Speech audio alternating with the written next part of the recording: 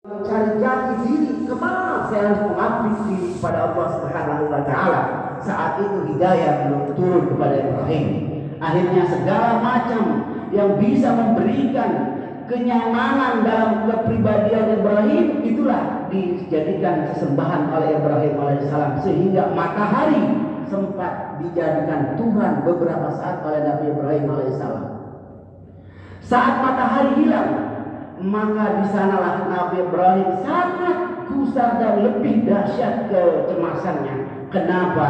Matahari yang begitu memberikan cahaya penerang kepada seluruh alam dunia ini tetap hilang dan tidak memberikan bekas atau asar dalam keimanan saya kepada Allah Subhanahu wa Ta'ala.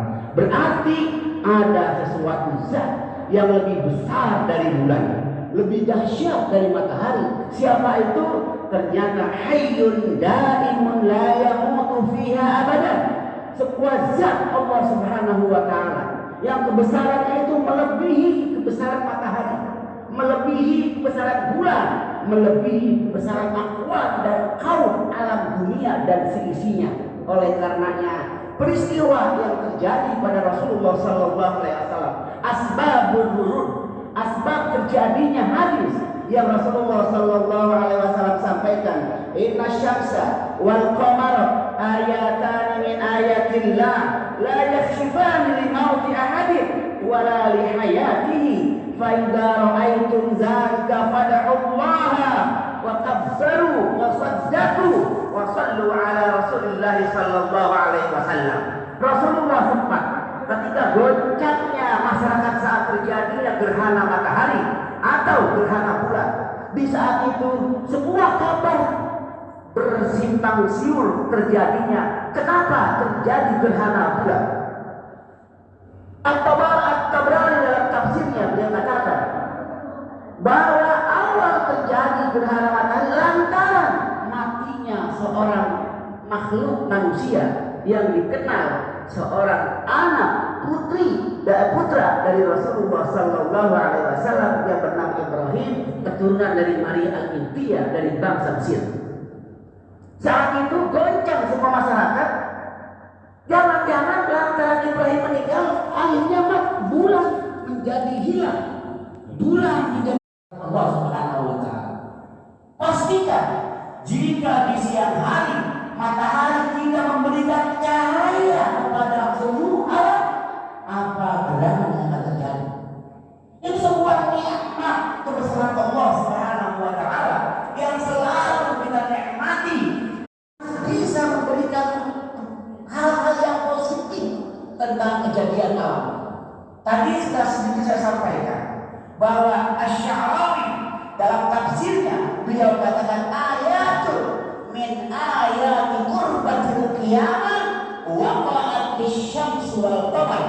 Di antara tanda sekian banyak tanda-tanda akhir zaman, dunia akan digelap dan digulung oleh Allah Subhanahu wa Ta'ala jika terjadi gerhana matahari dan gerhana bulan. Berarti kita harus siap-siap.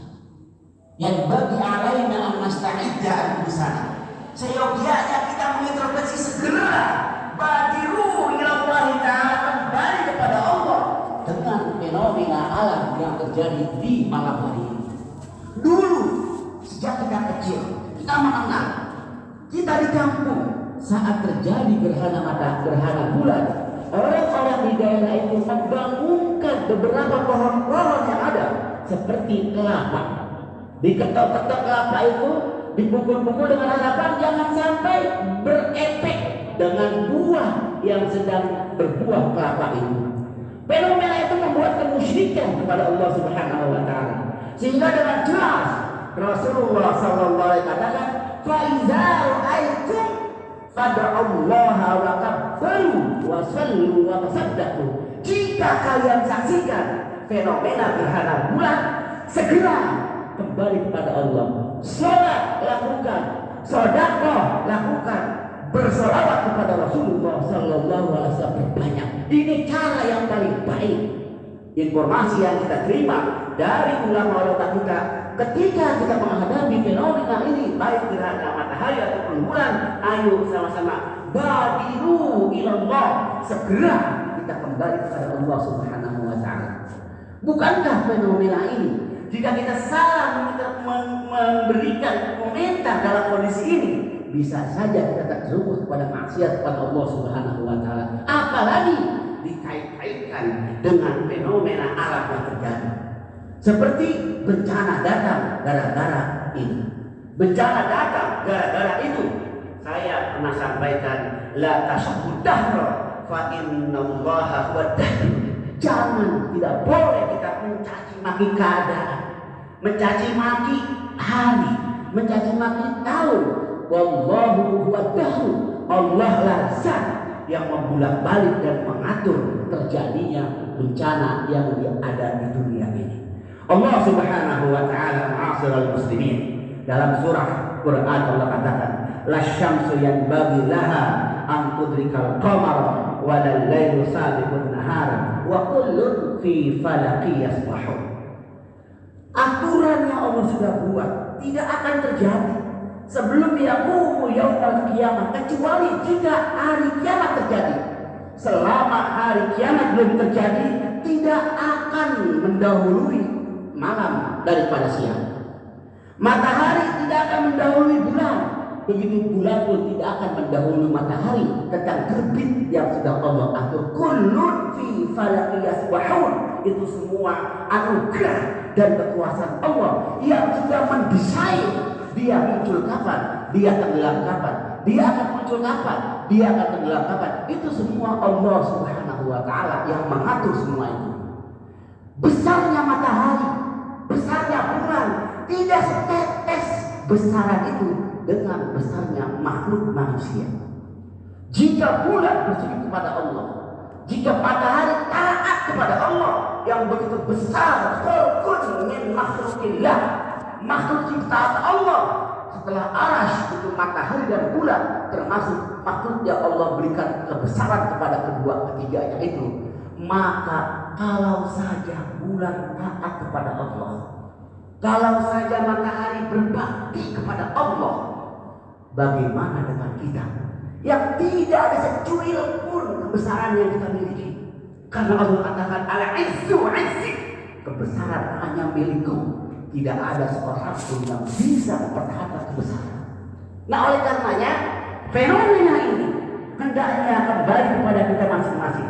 Jadikan momen ini untuk kita kembali kepada Allah Subhanahu wa taala. Perbanyak baca sholawat, perbanyak istighfar, agungkan Allah dengan kebesarannya. Jangan sampai kita terlena seperti kondisi yang sekarang. Banyak ketika terjadi gerhana bulan, manusia sudah begitu siap menyaksikan dengan kamera yang sudah disiapkan untuk diabadikan.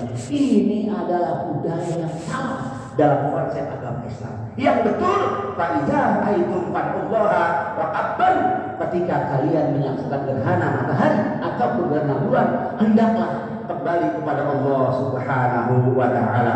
Huwallazi khalaqal laila wan nahara wasyamsa wal qamara kullun fi falaqi yasbahun. Barakallahu li wa lakum bima fihi min al-ayati wa zikril hakim. Wa taqabbal minni wa minkum tilawatahu innahu huwas sami'un alim.